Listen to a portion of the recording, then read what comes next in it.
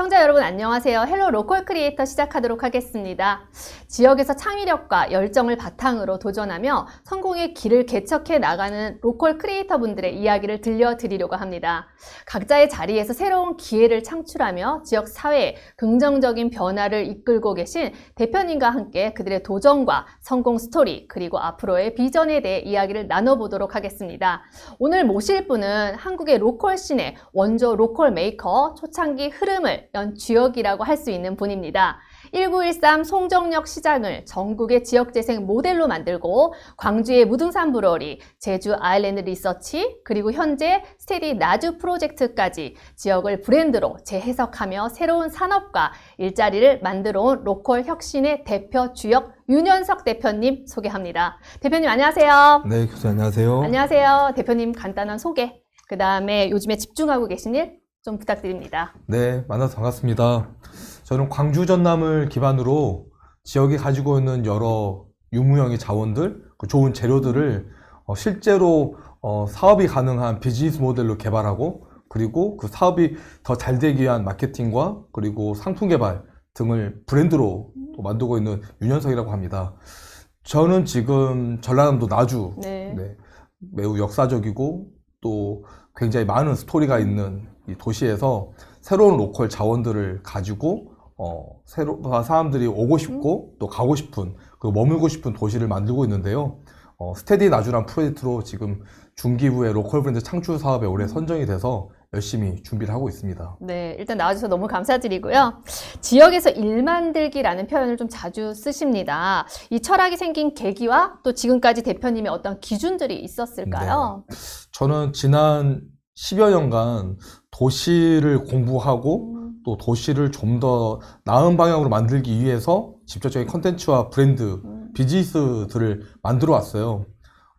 단순히 지역이 가지고 있는 요즘 최근에 얘기되고 있는 여러 문제들이 문화적 차이라든가 또 수도권과 양극화 그리고 청년 유출 이런 문제들을 종합해 봤을 때 사실 도시가 도시답게 성장한 배경에는 그 도시를 관통하고 유지하려고 하는 업의 역할이 매우 중요했거든요. 네. 하지만 그 업들이 대부분 이제 수도권과 큰 도시로 개편되고 네. 그러면 아주 작은 소도시들은 그 업에 있어서의 한계가 그리고 소멸되는 이유들이 업을 새롭게 만들지 않으면 그 지역이 더 이상 이어가기 어렵다.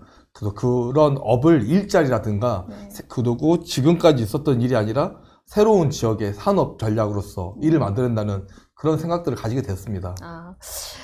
대표님은 지역에서 첫 실험을 온라인 플랫폼으로 하셨잖아요. 네. 그 초기 창업이 오프라인이 아니라 온라인 플랫폼이었던 이유가 있었을까요? 저는 처음 창업했던 시기가 2013년도인데요. 네. 그때 문화 기획적인 비즈니스를 좀 더 지역답게 만드는 역할을 하고 싶었어요. 그런데 대부분의 이제 문화를 기반으로 하는 일들이 매우 장소 집약적인, 그래서 하지만 2013년도 이럴 때 하더라도 수많은 소통을 스마트폰이라든지 여러 가지 온라인 매체를 통해서 소통하고 그것들을 교류하는데 유난히도 문화 기반이라든가 지역에서는 매우 장소나 이 동네 기반으로 일을 하려고 하는 게 어딘가 좀 답답했거든요.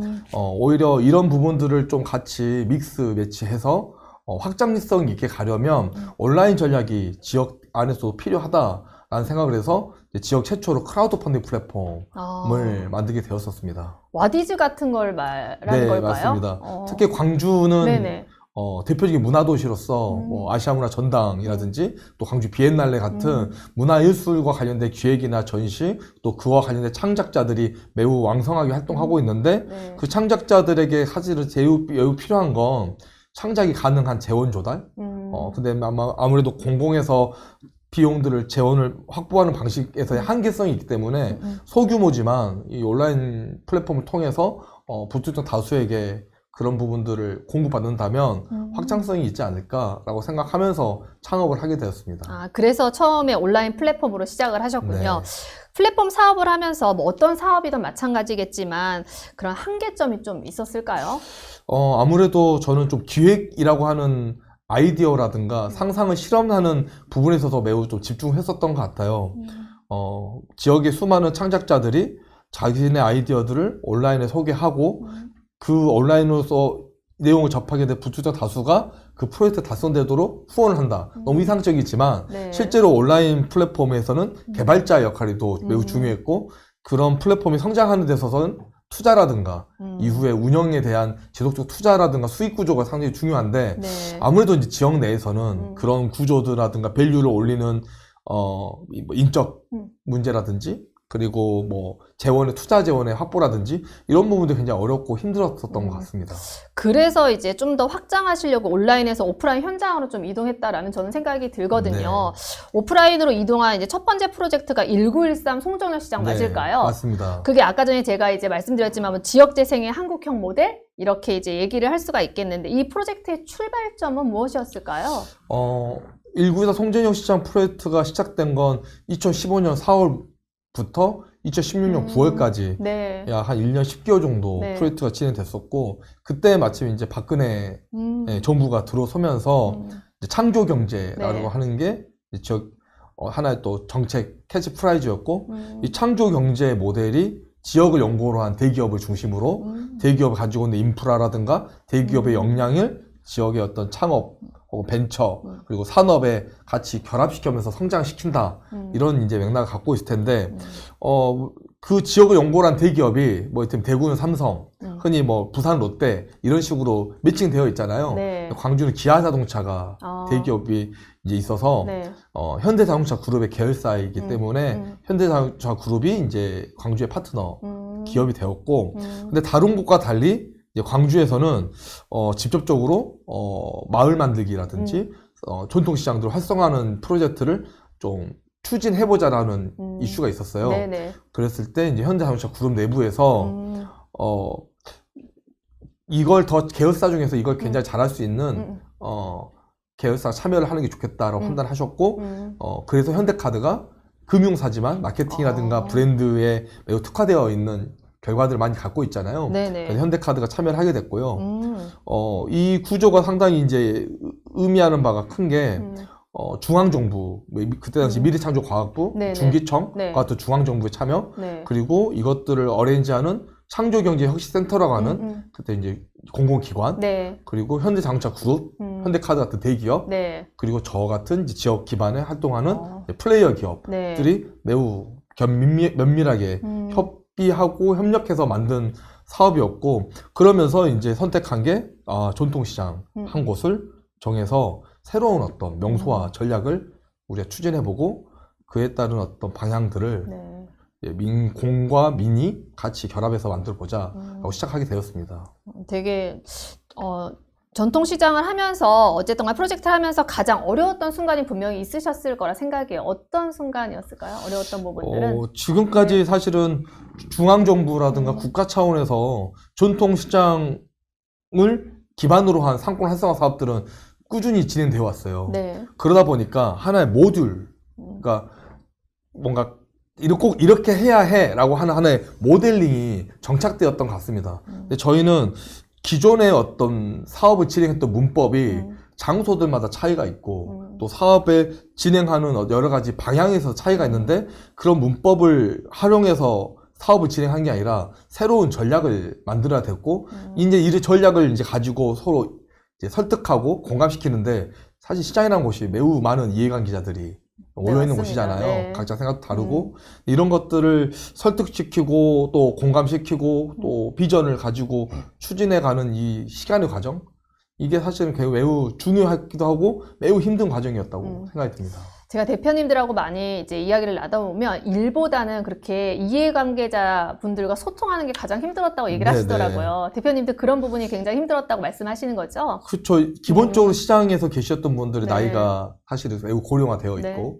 그리고 과거 세대의 이분들이 열심히 하셔서 일구었던 방향과 또 방식에 대해서의 또 자기 확신도 매우 강하고 그랬을 때 이제 저희가 그게 잘못됐다 아니다 라고 판단하면서 네. 이야기하기는 한계가 있으니까 네. 저희 첫 번째 이분들과 매우 친해져야겠다. 나를 적어도 아들까지는 아니더라도 조카 정도로 생각하게끔은 만들고 싶어서 많은 시간 밥도 같이 먹고 그분도 집에 가서 술도 같이 마시고 이러면서 좀 친화력 있게 했었던 게 기억이 납니다. 네.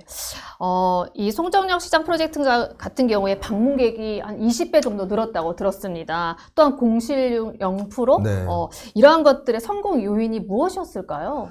초기에 1구에서 송정역 시장의 사업 대상지로 선정하고 갔을 때는 매우 열악하고 정말 어려운 상황이었어요. 네. 상인분들 평균 연령대는 74, 5세 그리고 전체 65개 정도의 점포가 있었던 곳인데 25개 공간이 공실로 방치되어 있었고 그리고 매우 매우 노후화되어 있고 근데 이런 부분에 있어서 저희가 좀 더 이 방향을 잡는 데 있어서 좀 고민이 많았었고 네, 그런 전략들을 저희가 좀 면밀하게 잘 세웠던 게 좀 동력이 되었지 않았나 싶습니다.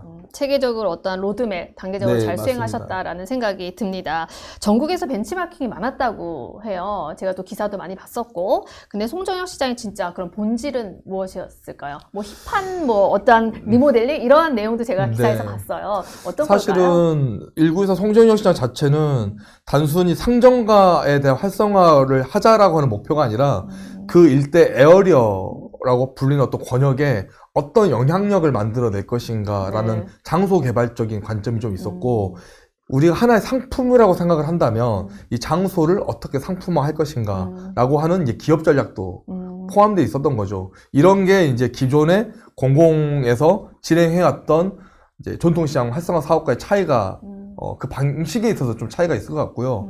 두 번째는 매우 많은 사람들이 온다는 걸 저희도 예측하지는 못했었는데 실은 저희가 그렇게 되게 만들기 위해서는 대비는 해야 하니까 그래서 인프라라고 하는 환경에 대한 투자 근데 환경에 대한 투자가 어쩌면 다른 곳보다는 디자인이라든지 그리고 호감을 얻을 수 있는 여러 가지 요소들의 도보 여행객들이 안전하고 쾌적하게 걸을 수 있도록 하는 환경 조성 그리고 가게들마다 낡고 있는 모습과 새롭게 조성하는 것에 톤의 매너를 잘 맞춘다든지 그리고 더 중요한 건 그곳에서 판매되는 제품의 퀄리티 네, 상인들이 가지고 역량들을 뭐 젊은 상인뿐만 아니라 또 오래 또 하셨던 분들도 점점 저희가 컨설팅하고 인큐베이팅해서 요즘 소비자가 좋아하는 방식대로 변화시킬 수 있는 노력 이런 것들이 맞춰져서 좀 결과가 있었던 거지 뭔가 딱 하나의 점으로 매우 폭발력 있게 만들었던 거는 아니었다 생각하지만 그래도 대한민국의 어떤 상권과 관련된 사업 안에서는 매우 선구자적인 방식을 저희가 적용하고 운영했다고 생각합니다. 되게 다각도로 많이 이제 해석을 하신 것 같아요. 그래서 그러한 이제 프로젝트들이 성공적이었다라는 생각이 들고요. 이번에는 이제 로컬 크래프트 이제 탄생이라고 할 수 있는 네. 무등산 브러리에 대해서 좀 나눠보도록 하겠습니다. 전국에서는 잘 안 하던 때였어요. 그때 그쵸? 그때 로컬 양조장을 광주 원도심에 시작한 이유가 있으셨을까요? 1914 송정역 시장 프로젝트가 끝난 이후에 바로 준비를 했던 사업인데요. 몇 년도였을까요? 2016년도에 저희가 한 1년 한 반 정도 준비를 해서 2017년도 8월에 네. 저희가 오픈을 했었죠. 송정역 시장 때 저희가 빈 점포에 청년 상인들을 모집을 할 때 네. 그때 나름의 기준이 있었어요. 뭐 다른 여러 가지 있지만 제일 중요한 건 크래프트가 제조형 상인이라는 개념으로 자기가 판매되는 제품은 본인이 직접 만들어내서 소개할 수 있을 것이라고 하는 기준이 있었거든요. 실제로 그 비어있는 공상가에 그런 역량을 가진 분들이 자기 기술이나 노하우 기반으로 제품을 만드니까 그거에 대한 어떤 호소력이 매우 컸고 성공했다고 생각이 들어서 송정역 시장 프로젝트 끝난 이후에 매우 많은 프로젝트 의뢰들이 있었고 이제 잘 수행해 왔지만 어딘가 모르게 한계에 딱 부딪히는 거예요. 왜냐하면 프로젝트들한 게 시간은 정해져 있고 예산도 정해져 있으면 그 다음엔 제가 책임지는 부분이 없다 보니까 가장 지역다운 유형의 컨텐츠 상품을 기반으로 지역 활성화에 대한 방향성을 만든다면 진짜 그게 제가 생각하는 방식의 지역 재생 또 지역 개발 모델이 되지 않을까라고 생각해서 네. 이제 양조장을 만들게 되었죠. 그 양조장의 장소가 1963년 한옥 폐가, 공폐가였죠. 네. 그래서 그것을 리노베이션 해서 어떻게 만드셨는데 굉장히 그 과정 자체가 되게 인상적이었어요. 네. 어떤 스토리가 있었나요? 처음부터 이제 광주에도 가장 원도심인 충장로에 네. 그다음에 아시아문화 전당이 있는 곳이 광주 가장 원도심인데 그 원도심 옆에 이제 동명동이라고 하는 과거에 그러니까 일본인 좀 리더 계급들, 부유한 상인, 네. 그다음에 고위 공무원들 이런 사람들 모여 사는 동네가 만들어지게 동명동이라는 동네였어요. 그곳에 6, 70년대 근대 가옥부터 6, 70년대 혹은 80년대까지 굉장히 그 대형 건축물들, 주택들이 이제 밀집해 있는 곳이어서 나름 감성도 매우 좋고 하지만 이제 쇠퇴하고 있었던 곳인데 이런 곳이라면 뭔가 문화라고 하는 관심에 방문한 분들 그리고 그곳에 하나둘씩 생겨나는 카페라든가 여러 가지 그런 트렌디한 문화 여기에 직접 크래프트 컨텐츠를 가지고 양조장이라고 하는 장소를 만들면 이 동네 전체에 크래프트 타운이라고 하는 하나의 어떤 비전을 기획해 볼 수 있지 않을까라는 생각에서 원도심에 그 비어있던 주택 공간을 리노베이션해서 양조장과 또 그 제품을 파는 펍을 만들게 되었죠. 그래서 무등산, 광주의 무등산이죠. 그다음에 브루어리 이렇게 맥주를 광주를 담은 맥주라고 이제 말한다고 저는 네네. 알고 있습니다. 그럼 로컬과 술이 만나면 어떤 가치가 생길까요? 실제로 지역을 담은 여러 제품들 중에서 매우 경쟁력 있는 제품들 많이 있죠. 춘천의 감자빵이라든지 또 지역의 이름을 건 전통 특산 제품이라든가. 근데 제가 생각했을 때 가장 지역다운 이야기를 담고 있으면서도 가장 지속력이 있는 상품 아이템이라고 한다면 그거는 술이라고 생각했었어요. 예를 들어서 스카치 위스키 할 때 스코틀랜드에서 만들어진 위스키란 거고 보르도 와인이란 건 또 프랑스의 보르도라는 지역에서의 포도 농업을 통한 와인 상품, 일본의 사케라고 하는 것들이 다 지역 베이스로. 맞아요. 근데 이건 기본적인 지역 산업의 농업과 그 농업의 결과물, 농산물을 가공 개발하는 양조 산업이 만나서 시너지가 난 결과물이 글로벌 아이템이 된 거잖아요. 광주도 전국에서 우리밀을 가장 많이 생산하는 지역이고 또 전라남도 자체가 수많은 어떤 곡물들이 생산되는 곳이어서 그런 곡물들을 오히려 소비자들이 지역으로 아주 강하게 인식할 수 있는 제품을 만든다면 그건 주류 상품 생각했고 그건 전통주보다는 맥주가 훨씬 더 캐주얼하고 저변이 넓기 때문에 이런 상품 만들면 좋겠다 생각했었던 거고요. 다만 이제 가장 광주답다라고 얘기하고 싶었던 게 드링크 로컬이라는 슬로건을 저희가 좀 더 초반에 쓰면서 드링크 로컬 올리 광주라고 한다면 가장 광주다운 이야기가 나왔으면 좋겠는데 그냥 광주 한다는 것도 소비자들에게 인식하는 것도 너무 올드해 보이고 거기서 광주하면 5.18이라든지 민주화운동이라든지 이런 정신문화적인 것도 좀 확장성이 조금 제한이 있기 때문에 근데 이 모든 것을 다 응축할 수 있는 하나의 메시지가 있는 그 정체성이 담긴 것을 뭐라고 얘기할까 했더니 결국 무등산이라고 하는 이 텍스트 워딩이 필요하다고 생각이 들어서 그래서 무등산 브루어리라고 그렇게 해서 이제 무등산 브루어리가 탄생하게 네. 됐군요. 양조에서 유통, 브랜딩까지 모두 다 직접 하셨잖아요. 네. 그러면서 이제 가장 중요한 교훈이 있었을 것 같아요. 실제로 일의 결과물을 전방위적으로 만들어가고 운영한다는 거는 매우 매력적이고 멋있어 보일 수는 있지만 오히려 그렇게 A부터 Z까지 한 조직에서 쭉 모든 것을 다 통합적으로 관리한다는 것은 오히려 이 힘의 분산 효과가 있다고 생각이 들어요. 오히려 저희가 초반에 욕심이겠죠. 기획에서부터 생산, 제조, 유통, 판매, 마케팅, 통합적인 브랜드 운영까지 한다는 것을 매우 자랑스럽게 생각했었지만 지금 돌이켜보니 오히려 제조, 유통에 집중된 모델을 만든다거나 아니면 브랜드, 마케팅에 오히려 집중된 내용을 만들어서 그것들 잘할 수 있는 파트너들을 지역 단위에서 같이 교류 협력하면서 비즈니스 모델을 만들었다면 좀 더 확장성이 있지 않았을까라는 생각도 해봅니다. 지금 대표님의 말씀을 들어보면 어쨌든 간에 전문적인 분야를 하나 타겟팅해서 선택과 집중을 하는 게 필요하다라는 생각이 드는데 맞을까요? 그 약간 그런 맥락이 매우 필요한 이유가 뭐냐면 어차피 지역에서 매우 큰 조직과 그 다음에 매우 전문화된 영역들을 고루 넓혀가면서 효율적으로 통제 관리하는 시스템을 만들 수가 한계가 있잖아요.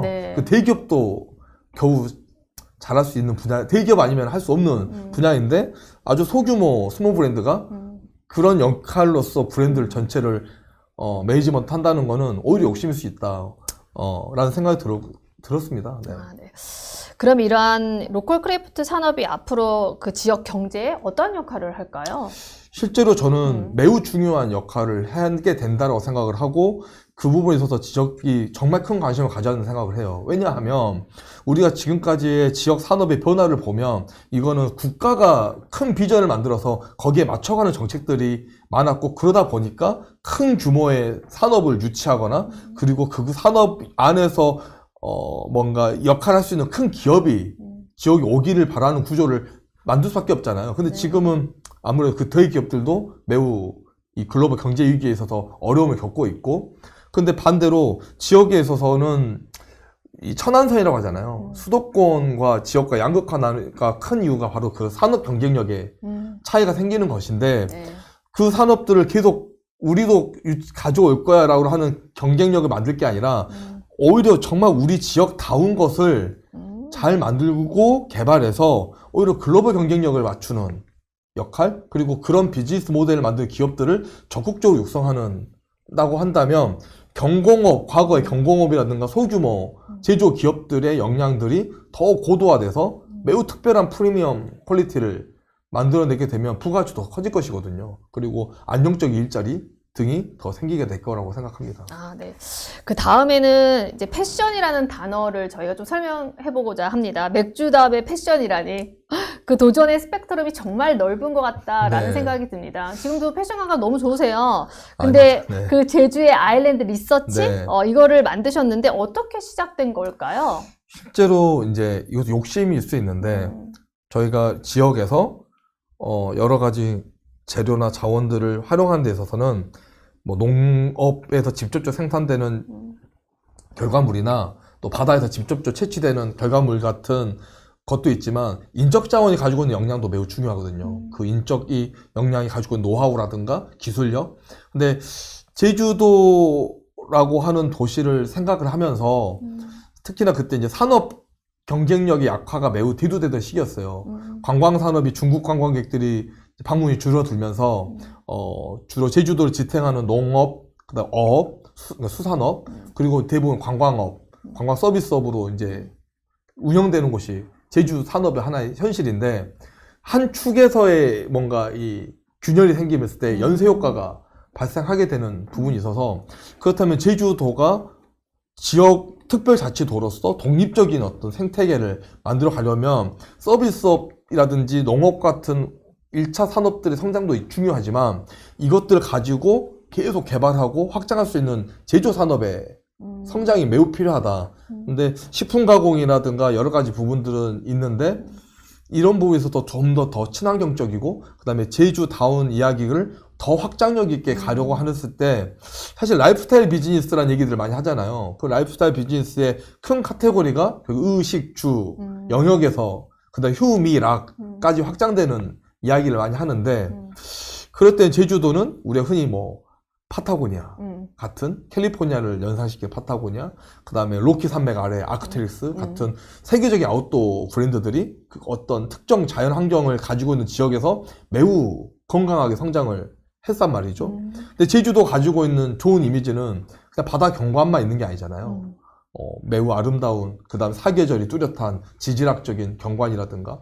근데 이런 거 있을 때 아웃도어 브랜드를 만든다면 어떨까? 라는 생각을 했었는데, 근데 더 중요한 건 그럼 제주도에서 만들 수가 있나?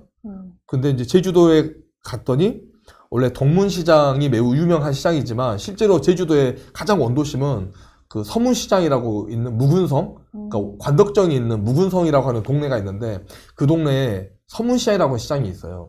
이 시장은 사실 70년대, 80년대까지는 엄청나게 성업했고, 제주도의 매우 중요한 장소였는데, 그 2층에 한복을 만드시고는 포목점들이 200점 정도 기업도 있었단 말이죠. 근데 당연히 세월의 어떤 변화에 따라서 지금은 한 10팀 정도의 어머님들이 하지만 이분 남아 계시는데 이분들이 40년이 넘는 업력을 갖고 계신 거예요.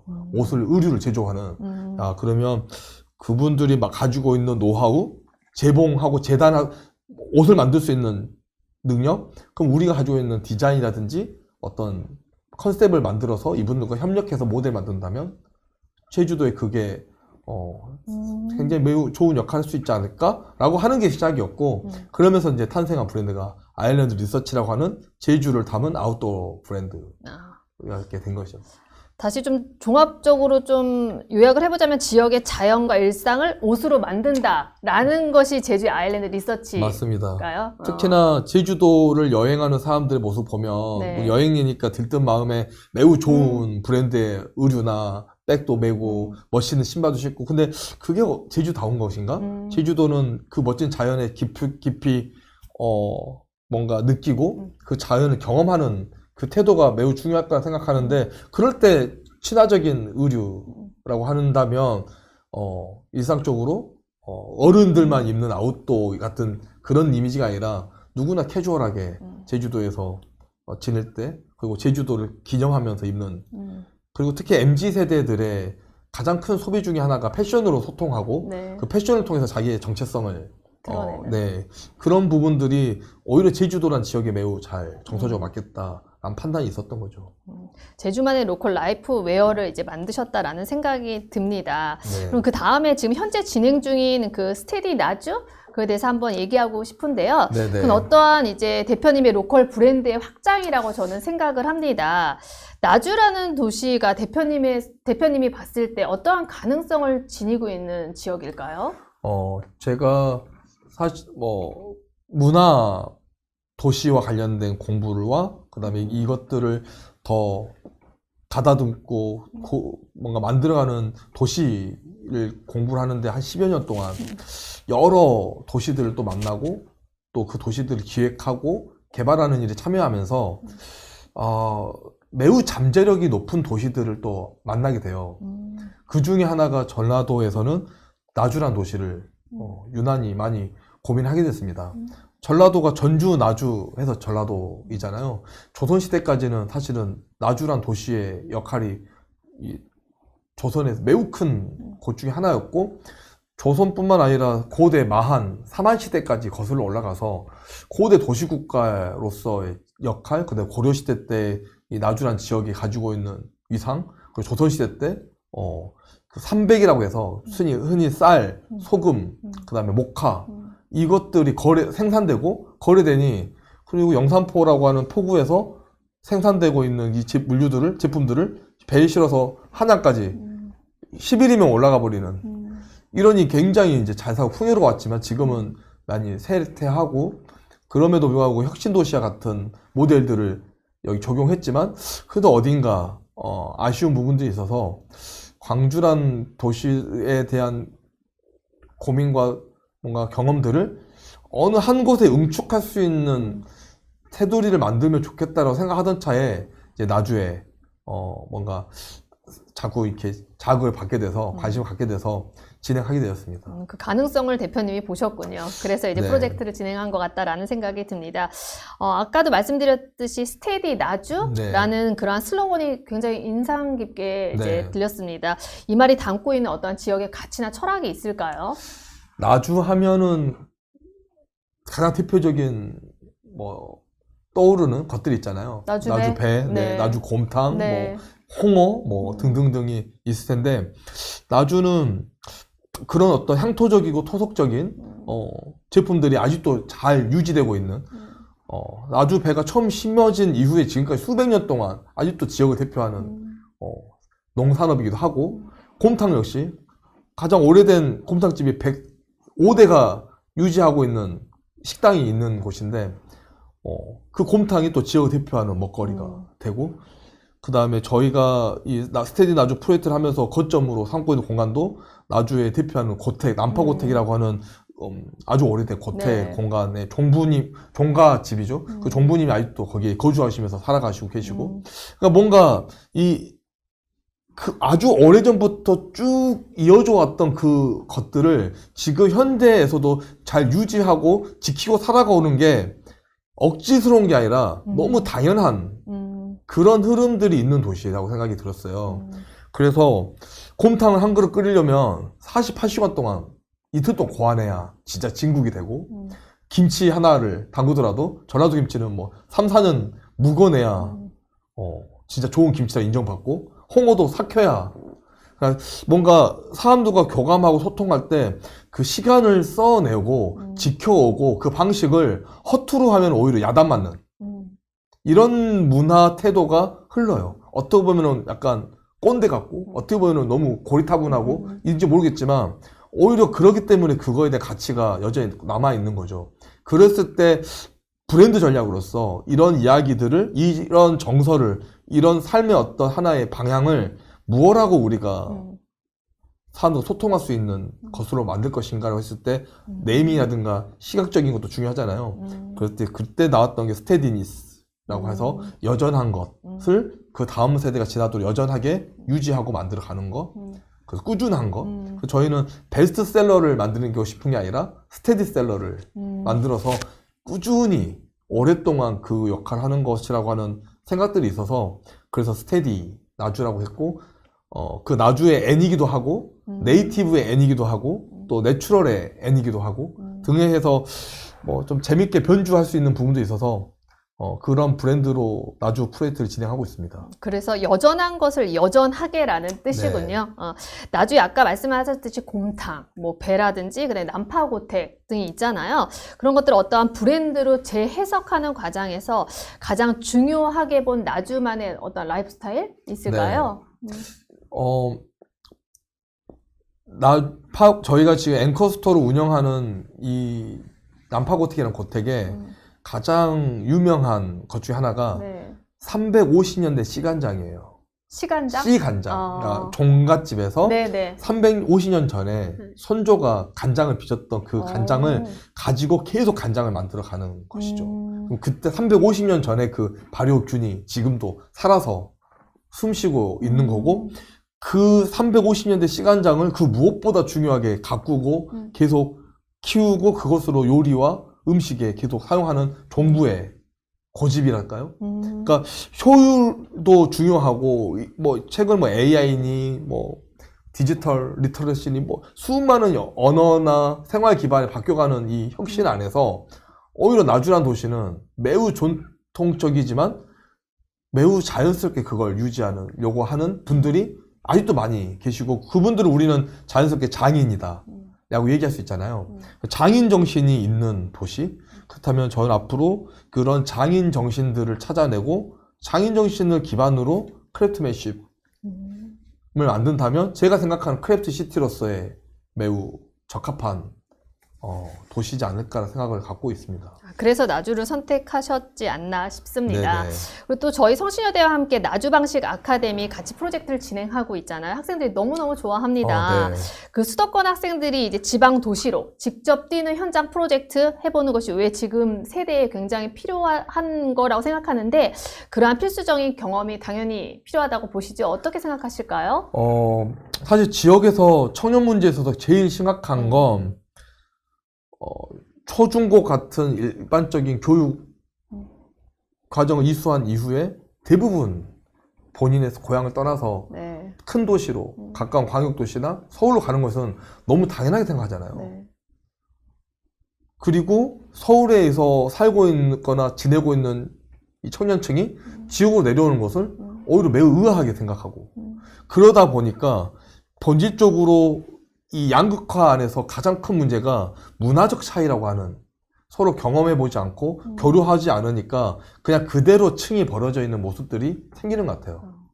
근데 이 서로 다른 층이 어떤 형태로 섞이는 이 문화적 시너지가 발생해야 되는데 성신여대와 하는 프로그램을 통해서 서울에서 이 도시를 몰랐던 대학 청년층이 이 도시 와서 매우 큰 가능성을 그리고 지역인 청년들이 이 친구들과 나누는 이야기 통해서 본인 스스로의 부족함이 없음을 네. 이 도시의 자부심을 또 반대로 느끼는 이런 층위를 통해서 상대적으로 큰 시너지가 발생한다는 거죠.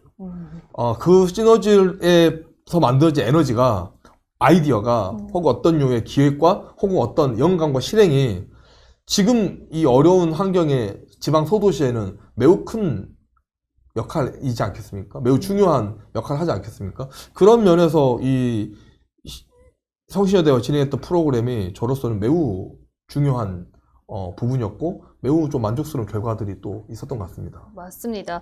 저도 그렇게 생각하고요. 성신여대 학생들이 그 나주 프로젝트를 지금 어느 정도 마쳤습니다. 그럼 대표님이 보시기에 가장 극적인 어떤 변화, 성장 포인트는 무엇이라고 생각하실까요? 진짜 그 성신여대 학생 지금 보면 너무 즐겁고 하찬 시간 너무 즐겁고 좋았는데 네.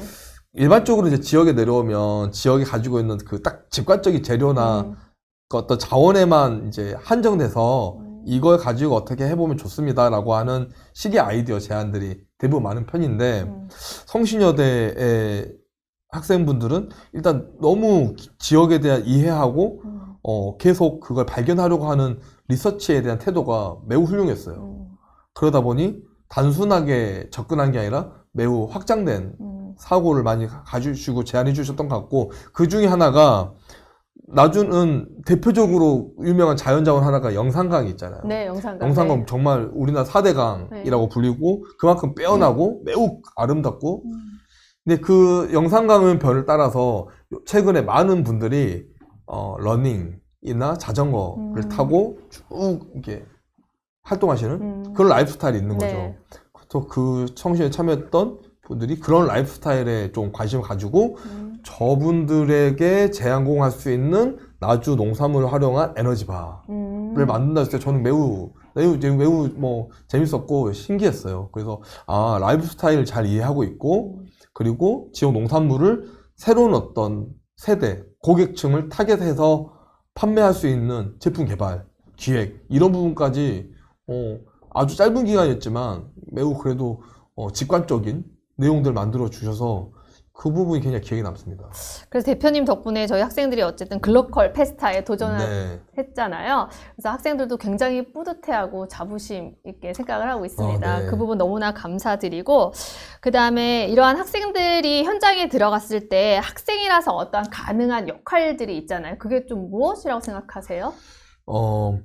저희 세대에만 하더라도 뭔가 관통되는 어떤 하나의 모습이라고 한다면 늘 겸손과 또 어른들에게 좀 뭔가 잘하고 이런 어떤 위축된 형태의 모습을 매우 좋은 모습이라고 생각했던 것 같은데, 지금 아주 다른 이 세대에서는 오히려 자기의 개성, 그다음 자기의 주장, 생각을 정확히 얘기하고, 그다음에 뭐 어른이나 뭐 이런 것에 대해서 그렇게 기죽지 않고 판단하고 그런 전략들을 얘기하는 모습이 저는 매우 중요하다고 생각했고 매우 좋았어요.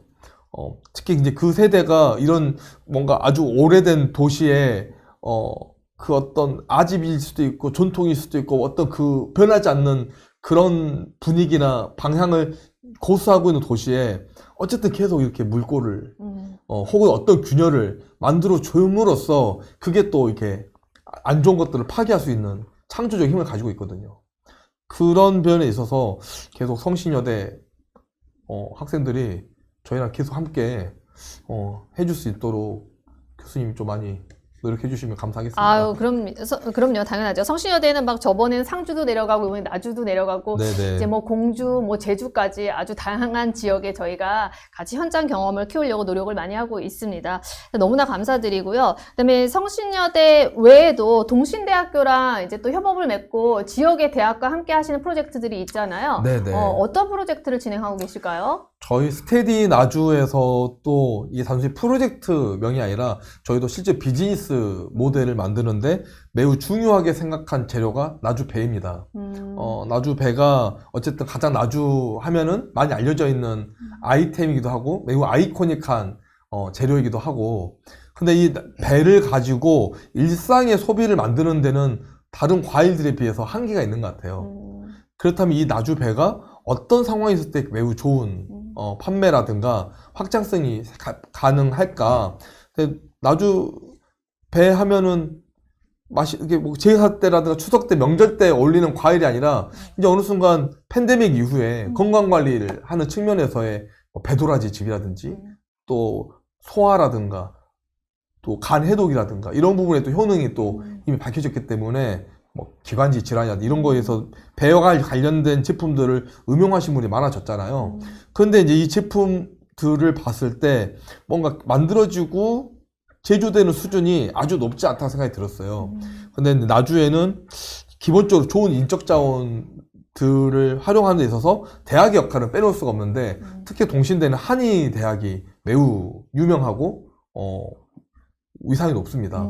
그렇다면 저희가 생각했을 때 이 나주배를 한의학적 지식과 결합을 해서 지금까지 없었던 프리미엄 한방 음료, 한방 제품을 만들어낸다면 오히려 접근성이 있지 않을까라는 생각에서 지금 동신대학교 한의학대학 한의융합연구소와 이 나주배를 활용한 한방 음료를 지금 공동 연구 개발을 했고 가장 대표적으로 배, 도라지, 홍삼, 뭐 더덕, 뭐 생강, 그다음에 맹문동, 뭐 등등의 한약재들 넣고 기력이라든지 면역이라든지 그다음에 회복이라든지 이런 것들에 도움이 되는 이제 제품을 지금 만들고 있습니다. 언제쯤 출시가 될까요? 아마 이번 달 안에 시제품 형태가 나오게 될 것 같고 이후에 이제 한의대에서 이 제품에 대한 효능 효과들을 실험을 통해서 이제 검증하고 뭔가 기준들을 좀 더 강화해서 이제 만들게 되면 어쩌면 이제 다른 나라의 수출 또 이 부분에 공감할 수 있는 새로운 시장을 여는 방법들도 만들 수 있을 것 같고 우리나라의 건강음료 제품들이 사실은 가장 홍삼, 정관장 같은 대기업이 만드는 홍삼류로만 얘기되는 제품도 있지만 오히려 매우 훌륭한 지역 재료가 많으니까 이런 부분으로 있어서 또 K-웰리스, 또 K-힐과 관련된 또 산업 접근도 가능하지 않을까 생각합니다. 글로컬로 확장도 생각하고 계신다라는 말씀이시죠? 네네. 여태까지 이제 대표님만의 어떤 프로젝트, 그 다음에 어떤 가능성, 그런 것들을 우리가 같이 들어봤습니다. 다음 5년간 꼭 도전해보고 싶은 프로젝트가 있으실까요? 저희가 기본적으로 뭐 스테디 나주이니 뭐 한방 음료이니 뭐 제비 방앗간에 나오는 뭐 디저트 떡 브랜드이니 뭐 여러 가지 것들을 하고 있지만 저는 늘 이 도시 그리고 그 안에서의 동네 그리고 그 동네 안에서의 에어리어를 상정하면서 그 안에 가장 큰 영향력을 만들어낼 수 있는 일을 어떻게 기획하고 설계해야 될까 이게 가장 큰 숙제라고 생각을 해요. 네. 그래서 단순히 상품 개발, 그다음에 뭐 이렇게 마케팅에서 판매 전략 이런 방식이 아니라 이 모든 것들은 저희는 그 나주 원도심, 읍성이라고 하는 에어리어를 더 활성화시키는데 이제 일을 만드는데 이제 지금까지 컨텐츠 기반으로 첫 시작점들은 상품이라 불리는 컨텐츠를 기반으로 그다음에 마케팅이라 불리는 서비스를 기반으로 방향을 잡고 하고 있다면 이 다음에는 매우 이제 오프라인과 확실하게 결합하는 전략을 좀 고민하고 있는데 그래서 이제 나주 읍성 내에는 비어있는 한옥이라든지 오래된 주택들이 상당히 많이 남아있거든요. 네네. 이런 곳들을 저희가 잘 리노베이션 하거나 또 앞으로 이곳에 방문할 사람들에게 제공되는 숙박과 결합된 이런 저희 제품과 연계된 장소에 대한 복합적인 호텔 개발? 그럼 복합 호텔, 뭐 리조트 이런 건가요? 뭐 일종의 그런 뭐 어떻게 뭐 웰리스, 그러니까 타운형 웰리스 리조트 뭐 이럴 수도 있고 그래서 뭐 저희가 한방음료 달인이라고 하는 제품인데 이 제품을 기반으로 뭐 스파라든가 그 다음에 힐링할 수 있는 여러 가지 부분, 그 다음에 건강한 삶에 대한 철학이라든가 그와 관련된 경험들을 그 에어리어 리조트 내에서 경험하게 하고 그 리조트는 뭐 단일 건물로서 개발된 게 아니라 여러 가지 이제 마을 커뮤니티 스테이처럼 이 장소들로 입점할 수도 있고 혹은 주무시러 또 갈 수도 있고 그런 또 결합하는 모델이 될 수 있지 않을까. 그걸 저희는 최근에 리테일 코어라고 하는 언어로 부르고 있는데 네. 즉 어떤 에어리어 내에 사람들이 매우 호감 갖고 그리고 그 비전에 공감할 수 있는 형태의 어떤 컨텐츠가 됐건 장소가 됐건 혹은 무엇을 처음부터 기획 설계해서 이제 전략적으로 만들어내면 그 기반으로 이제 동네에 영향력들, 방문객들의 영향력들이 발생하도록 하는 그런 모델 고민하고 있습니다. 5년 후에 대표님을 못 만나 뵙는 게 아닌가 싶습니다. 너무 유명해져서. 근데 말을 이렇게 하지만 네. 그것도 뭐 대화 말이죠. 네, 성공하시길 제가 네, 기도하겠습니다. 성공하도록 네, 하겠습니다. 응원하겠습니다. 대표님만의 이제 공통 질문이에요. 다들 대표님한테 제가 여쭤봤지만 대표님만의 로컬 크리에이터 정의 뭐라고 생각하실까요? 로컬 크리에이터란 말은 사실 굉장히 예쁘고 멋있는 말 같아요. 로컬이라고 하는 어떤 지역의 어떤 무엇을 거기 살면서 또 지역의 재료나 자원을 지금까지 없었던 창조적 방식으로 새롭게 무엇을 탄생시킨다. 여기까지는 이제 기획적인 접근도 가능하고 네. 활동가적인 그리고 그냥 아이디어라든가 실험 정도의 참여는 만들 수 있지만 저는 핵심은 지속 가능함. 그렇다면 이 부분이 로컬 크리에이터라면 이런 부분들을 기반으로 비즈니스로서 자리 잡고 그 비즈니스가 계속 지속할 수 있도록 잘 만들어가고 빚어가는 사람이라고 생각이 들어요. 네.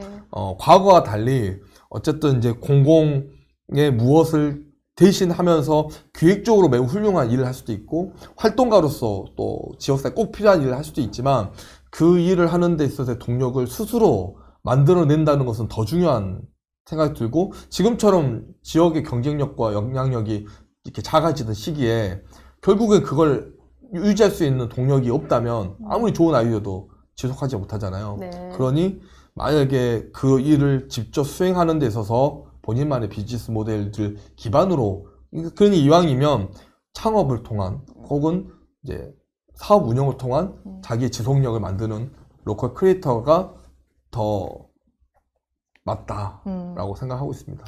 현재에 맞는 그런 로컬 크리에이터가 아닌가라는 생각이 듭니다. 그럼 마지막으로 지역에서 창업을 꿈꾸는 청년들에게 한마디 부탁드립니다. 창업 매우 무섭고 힘든 일입니다.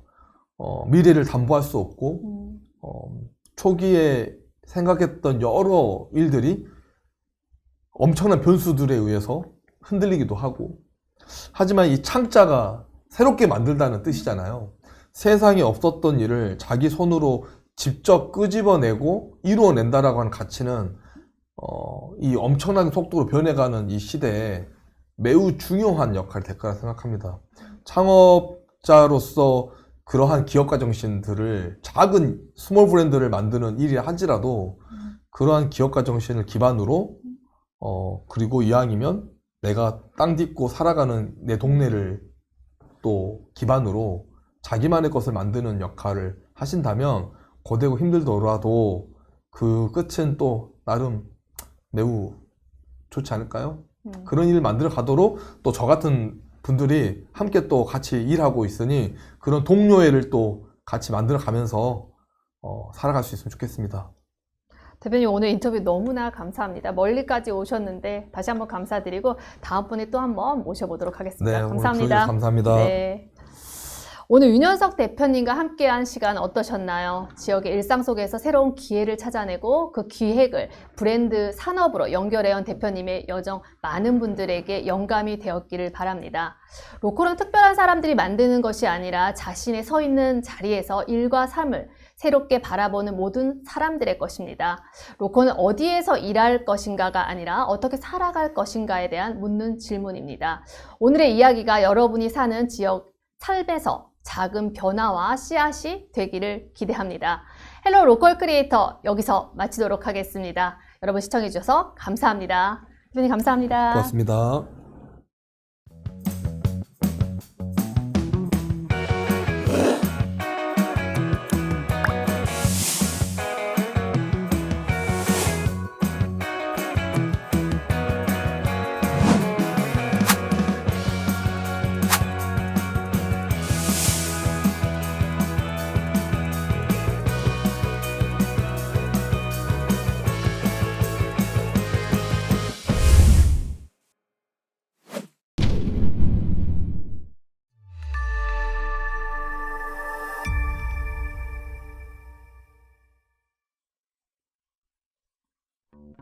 청년 대한민국의 미래 왜 우리는 꼭 실패한 대통령들이 나와야 될까? 우리 자녀 세대에도 물려줘야 될 명백한 도덕적 의무를 갖고 있는데 과연 우리 세대가 그걸 제대로 하고 있느냐? 청년들을 만날 때마다 굉장히 어려운 상황이라는 것을 많이 느낍니다. 아이가 이제 고3이 지나고 나면 무관심해진다는 거예요. 우리가 지금 행동하지 않아서 지금 이대로 그냥 굴러가서 제가 죽어서 누워 있을 때 손주가 무덤에 와가지고 할아버지 왜 그러셨어요? 아마 태클도 많이 들어올 거고 장애물도 많을 겁니다. 그런데 이러한 것을 혼자는 극복하기가 어려울 것이고 저는 사실 좀 약간 무거운 마음으로 이 자리에 섰습니다. KYD라 하면 코리아 유스드림, 대한민국 청년의 꿈, 정치, 경제, 사회, 문화, 대한민국의 각 분야가 과연 미래가 밝은지라고 질문을 던지면 밝다고 할 사람이 과연 얼마나 있을까? 청년이 좀 꿈을 꿀 수 있는 그런 나라로 이 나라를, 대한민국을 만들어 봤으면 좋겠다.